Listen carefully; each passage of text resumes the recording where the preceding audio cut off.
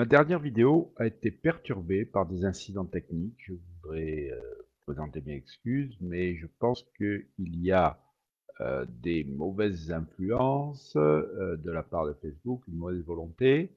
J'avais des problèmes de son jusque-là, je pense les avoir plus ou moins résolus. Et la dernière fois, elle a été coupée au bout de quelques secondes. Voilà, donc je suis vraiment désolé, je ne m'en suis pas rendu compte tout de suite d'ailleurs. Et voilà, alors donc, a priori, ça a l'air de fonctionner.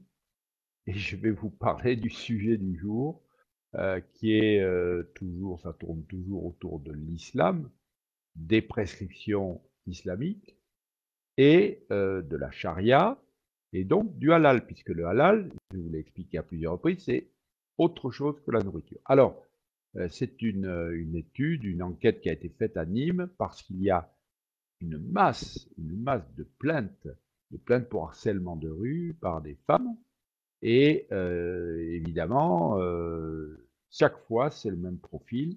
Vous voyez lequel, c'est-à-dire des personnes issues de l'immigration et de l'immigration musulmane. Alors, vous allez me dire, pourquoi ça se passe comme ça? Et quelle est l'explication? Est-ce que c'est parce qu'ils sont malheureux, parce qu'ils sont frustrés, que bon, donc toutes sortes d'explications sociologiques.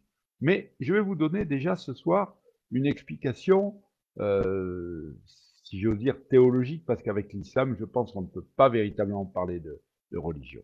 Et c'est la sourate 33, verset 59, que je vais vous lire, et qui va vous donner, évidemment, toute l'explication nécessaire. Alors, cette sourate, elle dit: Ô prophète, dis à tes épouses, à tes filles et aux femmes des croyants de ramener sur elles leur grand voile, elles en seront plus vite reconnues et éviteront d'être offensées. C'est-à-dire que elles seront reconnues comme des musulmanes, donc réservées, chasse gardée des musulmans, ça c'est le premier point, et elles ne seront pas embêtées puisque elles appartiendront, puisque c'est une possession pour le musulman, la femme est une possession.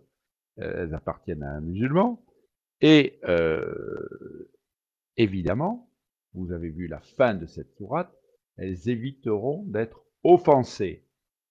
Ce qui veut dire que celles qui n'ont pas couvert leur corps par un voile, par une tenue couvrante, eh bien, elles peuvent être offensées légalement, légitimement, et il est halal de les offenser. Vous voyez, chers amis, lorsque vous avez des gens qui, donc de la part de la communauté musulmane, ils ne connaissent peut-être pas très bien mais ils ont ça quand même gravé dans leur ADN, hein, si j'ose dire.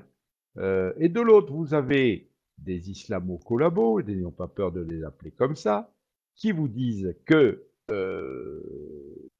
ça n'existe pas dans le Coran parce qu'ils ne connaissent tout simplement pas le Coran. Je vous donne cet exemple vraiment, qui est vraiment caractéristique.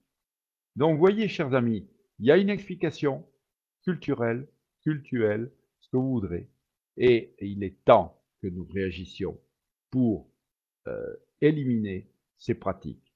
Et comment les éliminer? Je pense que tous ceux de cette communauté, de ces communautés étrangères, d'origine étrangère, qui ne voudront pas se plier, devront revenir dans leur pays, devront remigrer.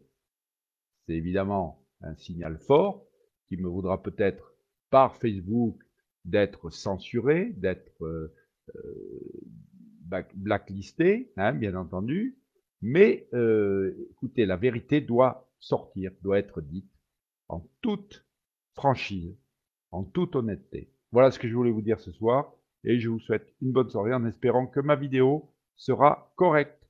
Bonne soirée, chers amis.